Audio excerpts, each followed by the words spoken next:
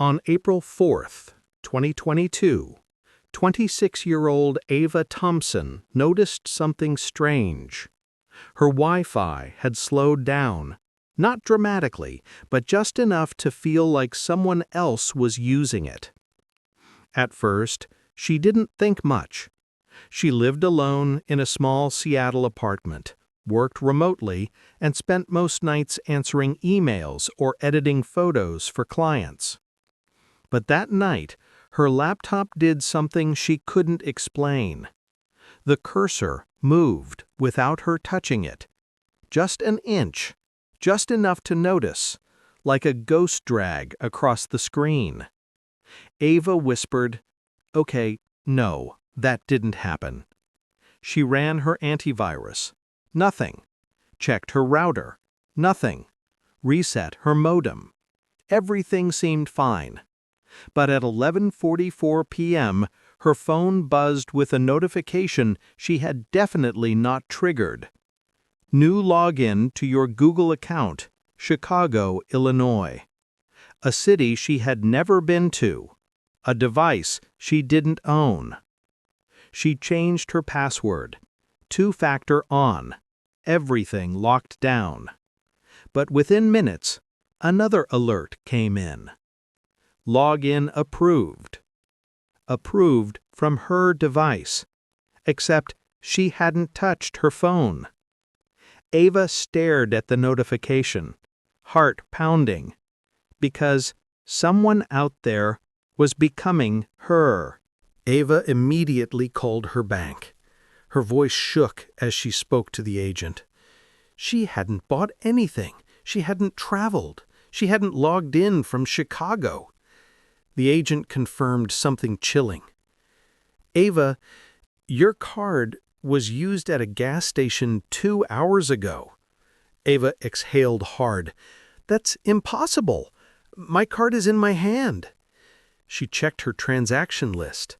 There was a new charge, $14.07, from a Shell station in the middle of Illinois. Then another, $2.99, from a vending machine inside O'Hare Airport. Ava whispered, "I'm not even in the same time zone." The agent cleared his throat. "This happens sometimes with cloning. We'll freeze the card."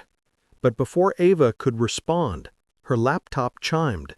A new login attempt. Again, from Chicago. But this time, the system displayed a picture. Her picture. A login screen showing her own face, but taken in a room she didn't recognize. Ava slammed the laptop shut. Someone out there wasn't just accessing her accounts. Someone was using her face. Ava didn't sleep that night. Every time she closed her eyes, she saw that login image. Her own face captured somewhere she had never been. By morning, she decided to check her cloud storage. Maybe the picture came from an old device. Maybe it was a glitch. But when she opened her photo archive, she froze. There were 9 new images. Images she had never taken. The first was a blurry shot of someone walking past a mirror. Ava's reflection, but the clothes were wrong. The room was wrong. The second was worse, a photo of Ava sleeping. She grabbed her chest, struggling to breathe. "I live alone. How?" She checked the metadata. The timestamp was 2:19 a.m. The location tag showed her apartment. The camera model was listed as iPhone 13, Ava's device. But her phone had been on the nightstand the whole time. She scrolled to the final image. A dark hallway, a single silhouette, and at the bottom of the metadata, taken by Ava Thompson. Ava whispered, "No, no, someone else is logged in as me." Then her lights flickered, and her phone buzzed with a message from an unknown number. I love the picture of you sleeping. Ava's hands shook as she stared at the message. I love the picture of you sleeping. Her throat tightened. She blocked the number instantly. But seconds later, another message appeared from a different number. Blocking won't help. Ava dropped the phone. Her breath grew sharp, panicked. She turned off the Wi-Fi, activated airplane mode, and unplugged her router entirely. But the phone lit up again. A FaceTime call from Ava Thompson. Her own name. She stumbled backward. No, no, no! The phone kept vibrating violently until the call answered by itself. The screen turned black. No video, only breathing. Slow, steady, too close to the microphone. Ava whispered, "Who is this? What do you want?" Silence. Then a faint shifting sound. Fabric brushing. Footsteps. Not through the speaker. From inside her apartment. She turned around slowly, her heart pounding in her ears. The hallway light flickered. Her bedroom door moved half an inch, as if someone had been standing behind it and had just slipped away. Ava backed into the living room, her breathing sharp and uneven. She dialed 911, but the call failed. No service. Her phone had never shown that message before. She checked her router again, certain she had unplugged it. But now, the small LED light was glowing, connected. Someone had turned it back on. Ava whispered, "Not possible. I unplugged you." She reached behind the dresser to check the cables. And that's when her fingers hit something that wasn't supposed to be there. A cold metallic object duct-taped to the back panel. She pulled it out carefully. A black device, no brand, no label, about the size of a matchbox. A tiny red light blinking every 3 seconds. It wasn't a router extension. It wasn't a hotspot.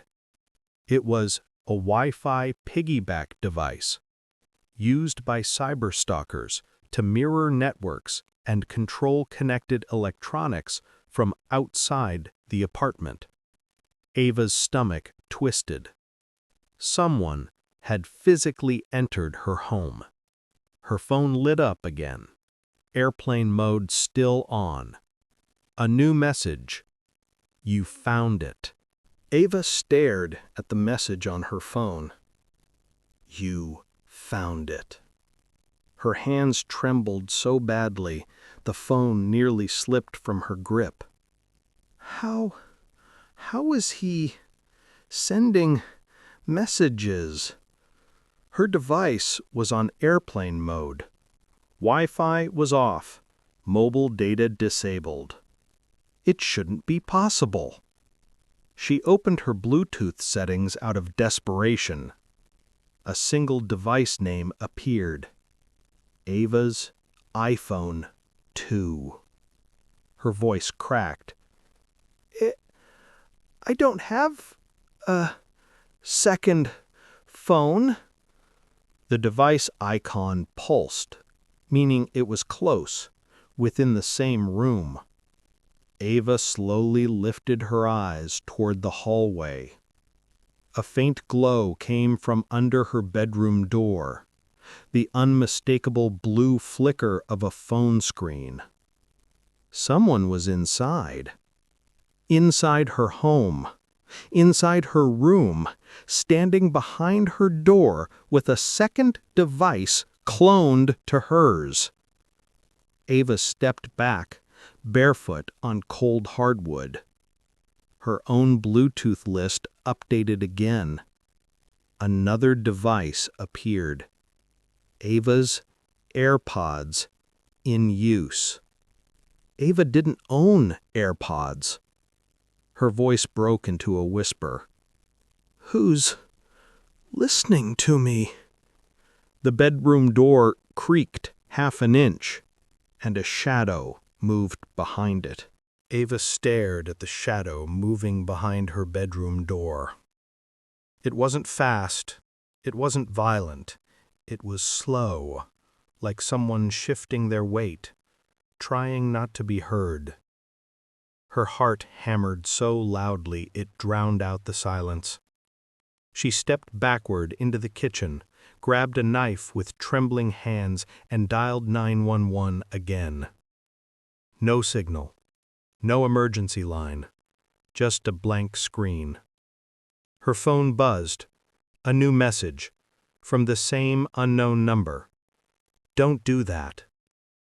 Ava dropped the knife. Her phone suddenly opened the camera app without her touching it.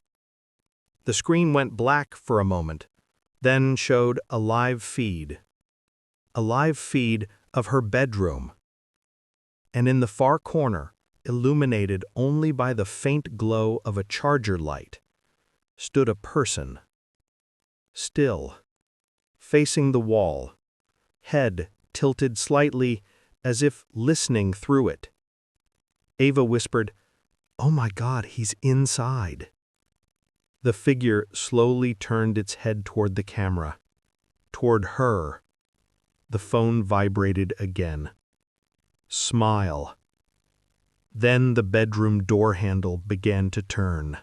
The bedroom door handle turned halfway, then stopped. Ava held her breath. Silence crushed the room, heavy, electric, unnatural. Her phone flickered and switched cameras again. Now it showed a close-up. Someone was holding the phone inside the bedroom, aiming it toward the door. Ava whispered, "No, he has my old phone. He cloned it." A shadow moved across the screen, a tall figure stepping closer to the door. Slow, deliberate steps, each one louder than the last. The figure reached the door and put its forehead against the wood. The camera zoomed in. A pale cheek, dark hair, eyes unfocused, as if he hadn't slept in days. He whispered something, just barely audible. "I've been here longer than you know." Ava backed into the corner of the kitchen, knife shaking in her hand. Suddenly, the kitchen lights went out. Her phone lit up with a new message.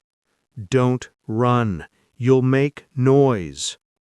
Footsteps approached the bedroom door from the inside. Then the handle began to turn again, slowly, steadily, all the way down. The bedroom door opened a few inches. Ava pressed herself against the kitchen wall, trying to control her breathing. The door stopped. Just enough space for someone to look through. But no one did. The silence was worse than footsteps. Her phone buzzed again.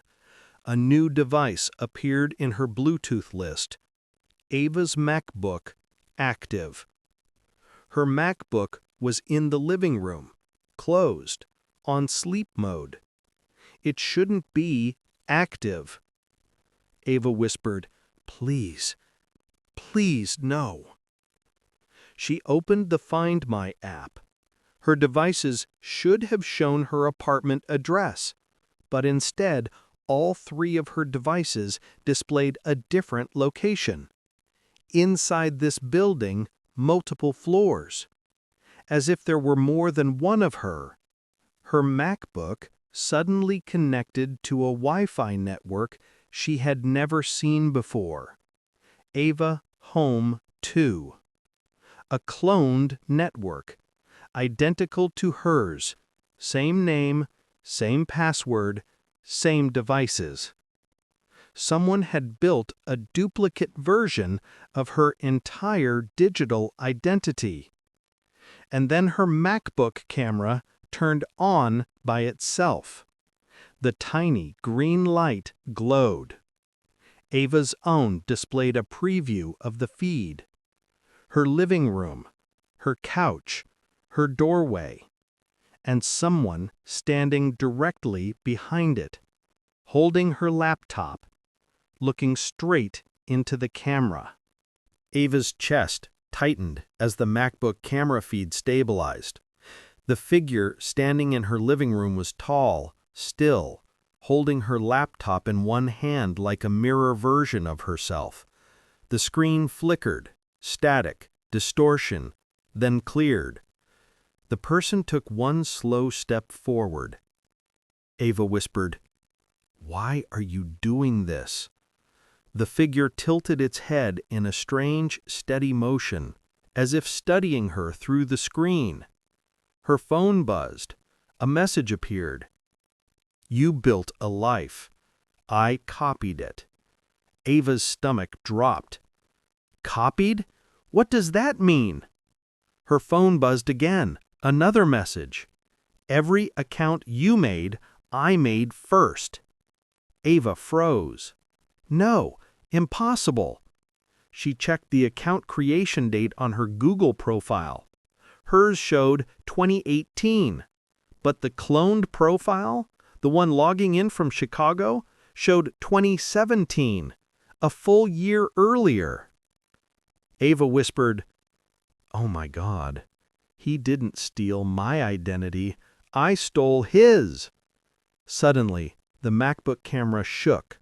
The figure walked toward the hallway, toward her bedroom, toward the kitchen. Footsteps echoed through her walls, growing louder, closer, until they were right behind her.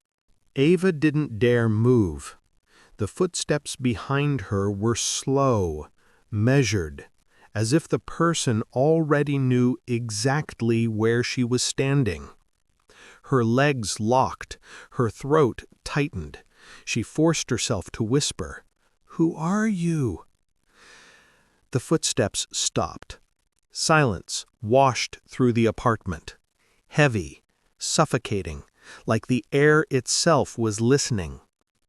Then a deep, shaky breath brushed the back of her neck. Not imagined, not mistaken. Someone was inches behind her. Ava spun around with the knife raised. No one. But the bathroom door, just beyond the hallway, was slowly swinging shut, as if pushed by a hand that had just slipped inside. Her phone buzzed again. A new message. "Don't turn the lights on." Ava backed away, shaking violently. The bathroom light flickered beneath the door. A shadow moved across the gap, long, distorted, as if someone was crouched low on the other side. Her phone vibrated again. A video message this time. She tapped it with trembling fingers. The screen showed her bathroom from inside the shower, camera pointed outward, recording. Ava whispered, "He's been in my house for days." Ava's thumb hovered over the screen as the video played. The view was shaky at first, a dark, narrow space with pale tiles fogged around the edges. Then the camera adjusted.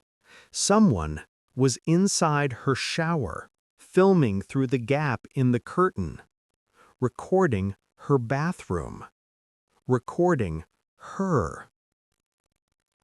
Ava dropped the phone. Her legs nearly gave out. When did he do this? The timestamp on the video answered for her. 2 nights ago, at 3:11 a.m., while she was asleep. She stepped closer to the bathroom door. Her breathing was shallow, barely controlled. The door was almost closed now, just a sliver left open. A faint clicking sound came from inside, mechanical, rhythmic. She recognized it instantly. A phone recording. Her own. She forced herself toward the living room and grabbed her laptop. She opened her iCloud dashboard to track active devices. Her phone was listed in 2 places. Her laptop in 2 places. Her Apple Watch. Ava didn't own a watch, but it appeared in her device list as active. Someone wasn't just duplicating her identity. Someone had logged in as her on every device in the apartment, even ones that didn't exist. Her phone buzzed. A message. Stop looking. Ava stared at the message. Stop looking. Her hands were shaking so violently she could barely hold her laptop. She scrolled deeper into the device activity log. That's when she saw something that made her entire body go cold. Her Apple ID was logged in from 2 physical locations at the same time. Her apartment and a second location just 1 floor above her. Ava whispered, "No, there's no one living above me. That unit is empty." She clicked the map. A blinking dot hovered over apartment 4B. Her unit was 3B. Someone had duplicated her entire digital presence and placed it in the apartment directly above. Her laptop chimed again. A new shared album appeared. Ava saved photos. She opened it slowly. Hundreds of images loaded. Her walking to work, her buying groceries, her unlocking the door, her sleeping, her crying in the kitchen just minutes ago. Every photo was taken from above. Same angle, same height, like someone was watching her from the ceiling. The last photo made her knees buckle. It was a live photo, taken 1 second ago, of her, standing in her living room. Camera angle right above her head. A faint whisper came through the ceiling. Found you." Ava stood frozen, staring up at the ceiling where the whisper had come from. Her breathing hitched, sharp and broken, as plasterbust drifted down like falling snow. She grabbed her phone and opened the live photo again. There she was, standing in the living room. But now that she looked closer, the photo wasn't just taken from above. It was taken from inside the ceiling. Her stomach twisted. She climbed onto a chair, hands trembling, and pressed her ear to the drywall. Silence. Then a faint scraping sound, slow, deliberate, like fingernails dragging along wood. A cold whisper bled through. "You're late." Ava stumbled back, knocking the chair over. Her phone buzzed violently. A new airdrop request appeared. Ava would like to share a video. She denied it. It appeared again. Denied. Again. Denied. The 4th time, her phone accepted by itself. The video opened automatically. The frame showed a hidden crawl space above her ceiling. Dark, narrow, suffocating. A pair of eyes shining faintly in the camera light. The figure whispered from the video, "Coming down." And above her head, the ceiling cracked. A thin crack split across the ceiling, slow at first, then widening as dust rained onto Ava's hair and shoulders. She backed away, her breath sharp, panicked. From above, Something shifted inside the crawl space. Wood creaked. Insulation crumpled. Then, complete silence. Her phone vibrated. A new notification. New device logged in. Ava Thompson. Ava froze. "I'm right here." She opened the details. The login location wasn't her apartment. It wasn't the unit above. It was listed as Inside Home, Null Floor. Null floor. No level, no physical reference. It meant one thing. The device was somewhere in the walls. The ceiling bulged downward, something pressing from the inside. A pale hand burst through the crack, fingers gripping the drywall. Ava screamed and ran for the door. Her phone buzzed one last time. A message from her own number. "You can't run from yourself." She reached the hallway, slammed the door open, raced toward the stairwell, and the building lights flickered out. All at once. Authorities arrived 4 minutes later. Ava Thompson was gone. No signs of forced entry, no intruder. Only one piece of evidence remained. Her phone, face down on the hallway floor. Screen still glowing with an active login by someone using her name. Someone the system labeled as Original Ava.